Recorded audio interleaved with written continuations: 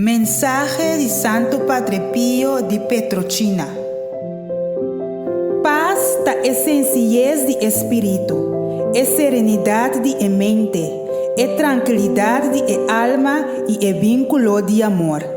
Ta é ordo, ta é harmonia de nostur.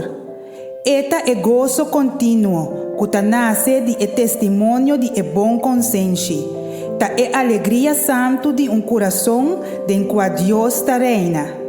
Eta é caminho para a perfeição. Minha bisa, de paz nós ta encontrar com perfeição. É de modo que conhecer tudo isso aqui ta hace todo esforço para pôr nos perder a paz.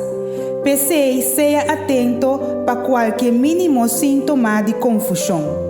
Assim nós sentimos que nós vai perder ânimo, nós corre vai cerca de Deus com confiança profunda e entregar-nos mesmos completamente na Ele.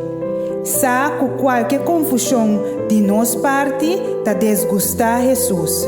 Para sombra confusão assim, sempre vai acompanhar para imperfeição e sempre tem sua origem em egoísmo e em amor próprio.